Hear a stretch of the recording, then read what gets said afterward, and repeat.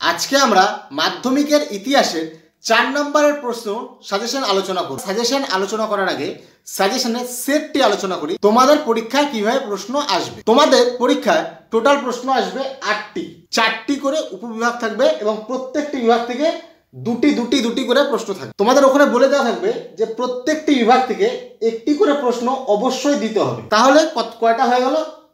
4টা। তোমাদের লিখতে কটা হবে? 6টা। এইবার যে বাকি এই 4টা প্রশ্ন থাকলো, এখান থেকে তোমাদের যে কোনো বিভাগ থেকে একটি করে প্রশ্ন লিখতে হবে। তাহলে টোটাল তোমাদের হয়ে গেল 6টা। বোঝা গেল? প্রত্যেকটা বিভাগ থেকে একটি করে প্রশ্ন এবং যে কোনো দুটি বিভাগ থেকে একটি করে প্রশ্ন। এখন আমরা সাজেশনের প্রশ্ন আলোচনা করব। প্রত্যেকটি প্রশ্ন ভালোভাবে মন দিয়ে শুনবে এবং নোট করবে। 1 নম্বর প্রশ্ন, নারী শিক্ষার ক্ষেত্রে বেথুন কলেজের ভূমিকা অথবা নারী শিক্ষার ক্ষেত্রে ড্রিঙ্ক ওয়াটার বেথুনের ভূমিকা। 2 নম্বর প্রশ্ন, নীল দর্পণ নাটক সম্পর্কে লেখো, বাংলার সমাজে এর প্রতিফলন সম্পর্কে লেখো। 3 নম্বর প্রশ্ন, কালী প্রসন্ন সিংহের হুতুম পেঁচা নকশা গ্রন্থ থেকে বাংলার তৎকালীন চিত্র কি পাওয়া যায় তা সম্পর্কে লেখো, অথবা কালী প্রসন্ন সিংহের হুতুম পেঁচা নকশা গ্রন্থে বাংলার প্রতিফলন। 4 নম্বর প্রশ্ন, চিকিৎসা বিদ্যা চর্চায় কলকাতা মেডিকেল কলেজের অবদান লেখো। 5 নম্বর প্রশ্ন, সমাজ সংস্কারে রাজা রামমোহন রায়ের ভূমিকা অথবা সতীদাহ প্রথা রোধে রাজা রামমোহন রায়ের ভূমিকা। সমাজ সংস্কারে বিদ্যাসাগরের ভূমিকা অথবা নারী শিক্ষার ক্ষেত্রে বিদ্যাসাগরের ভূমিকা। এটি হলো 6 নম্বর প্রশ্ন। 7 নম্বর প্রশ্ন, নব্যবঙ্গ আন্দোলন অথবা ইয়াং বেঙ্গল মুভমেন্ট বা ডিরোজিও সম্পর্কে লেখো। 8 নম্বর প্রশ্ন, সমাজ সংস্কারে রামকৃষ্ণ পরমহংসদেবের ভূমিকা অথবা টিকা লেখো রামকৃষ্ণ পরমহংসদেব। 9 নম্বর প্রশ্ন, বঙ্গভাষা প্রকাশিকা সভা সম্পর্কে লেখো অথবা বঙ্গভাষা প্রকাশিকা সভা কে প্রতিষ্ঠা করে। 10 নম্বর প্রশ্ন, ঔপনিবেশিক অরণ্য আইন প্রণয়ন করার উদ্দেশ্য, এর মাধ্যমে ভারতীয়দের কি কি ক্ষতি হয়েছিল তা লেখো অথবা ঔপনিবেশিক অরণ্য আইনের প্রভাব সম্পর্কে লেখো। 11 নম্বর প্রশ্ন, মহাবিদ্রোহে শিক্ষিত বাঙালির মনোভাব। 12 নম্বর প্রশ্ন, মহাবিদ্রোহে ছাত্র সমাজের ভূমিকা সম্পর্কে লেখো। 13 নম্বর প্রশ্ন, শিক্ষা বিস্তারে ছাপাখানার ভূমিকা অথবা প্রশ্নটি এইভাবেও দিতে পারে, ছাপা বইয়ের সঙ্গে শিক্ষা বিস্তারের ভূমিকা। 14 নম্বর প্রশ্ন, IACS অথবা Indian association cultivation of science বা বিজ্ঞান চর্চার ক্ষেত্রে মহেন্দ্রলাল সরকারের অবদান লেখো। 15 নম্বর প্রশ্ন, ছাপাখানার ব্যবসায়িক উদ্যোগ।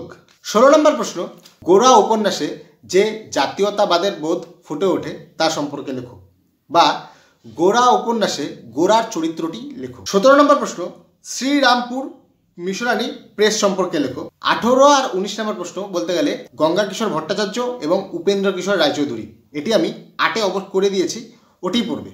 20 নম্বর প্রশ্ন, স্বাধীনতার পরে উদ্বাস্তু সমস্যা। 21 নম্বর প্রশ্ন, স্বাধীনতার পর ভারতে ভাষা ভিত্তিক রাজ্য কীভাবে পুনর্গঠিত হলো। 22 নম্বর প্রশ্ন, হায়দ্রাবাদ রাজ্য সম্পর্কে লেখো, হায়দ্রাবাদ রাজ্যের গঠন। 23 নম্বর প্রশ্ন, জুনাগড় রাজ্যের সম্পর্কে লেখো, ভারতে জুনাগড় রাজ্যের অন্তর্ভুক্তিকরণ। 24 নম্বর প্রশ্ন, ভারতে জাতীয় সরকার সম্পর্কে লেখো, টিকাও আসতে পারে জাতীয় সরকার, তাম্রলিপ্ত জাতীয় সরকার বা বিদ্যুৎ বাহিনী। 25 নম্বর প্রশ্ন, অসহযোগ আন্দোলনে নারীদের ভূমিকা। এইবার প্রশ্নটা কিন্তু এইভাবেও আসতে পারে, অসহযোগ আন্দোলনে ছাত্রছাত্রীর ভূমিকা। 26 নম্বর প্রশ্ন, all India trade union Congress এর সম্পর্কে লেখো, টিকা আসতে পারে। 27 নম্বর প্রশ্ন, ওয়ার্কার্স অ্যান্ড পিজেন্ট পার্টি, এটিকে লেবার অ্যান্ড স্বরাজ্য পার্টি বলেও জানা যায়।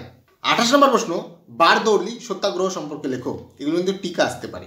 29 নম্বর প্রশ্ন, বঙ্গভঙ্গ আন্দোলনে কৃষক শ্রেণীর ভূমিকা, বঙ্গভঙ্গ আন্দোলনে ছাত্র শ্রেণীর ভূমিকা, শ্রমিক শ্রেণীর ভূমিকা। এই 3টি প্রশ্নের মধ্যে যে কোনো একটি আসার চান্স খুবই বেশি। 30 নম্বর প্রশ্ন, ভারত ছাড়ো আন্দোলন সম্পর্কে লেখো, ভারত ছাড়ো আন্দোলনে নারীদের ভূমিকা অথবা ভারত ছাড়ো আন্দোলনে ছাত্র সমাজের ভূমিকা। এই যে আন্দোলন এবং আন্দোলনে নারী, ছাত্র সমাজ, শ্রমিক সমাজ, এদের যে ভূমিকা, এগুলো কিন্তু আসার চান্স খুবই বেশি। বিগত কয়েক বছর ধরে কিন্তু এই ট্রেন্ডই ফলো হচ্ছে। 31 নম্বর প্রশ্ন, নারীর ইতিহাস সম্পর্কে লেখো। 32 নম্বর প্রশ্ন, ঔপনিবেশিক অরণ্য আইন সম্পর্কে লেখো। অরণ্য আইনকে আমি একবার বললাম, যদি বলে থাকি তাহলে এই প্রশ্নটি কেটে। 33 নম্বর প্রশ্ন, বসু বিজ্ঞান মন্দির সম্পর্কে লেখো। 34 নম্বর প্রশ্ন, টিকা লেখো মাস্টারদা সূর্য সেন। অথবা প্রশ্নটি এইভাবে দিতে পারে, চট্টগ্রাম অস্ত্রাগার লুণ্ঠন সম্পর্কে লেখো। 35 নম্বর প্রশ্ন, রশিদ আলী দিবস কাকে বলে এ সম্পর্কে লেখো। 36 নম্বর প্রশ্ন, পুনা চুক্তি সম্পর্কে লেখো, অথবা এটিকে সাম্প্রদায়িক বাটোয়ারা নীতি সম্পর্কেও বলতে পারে। 37 নম্বর প্রশ্ন, সন্ন্যাসী ও ফকির বিদ্রোহ সম্পর্কে লেখো।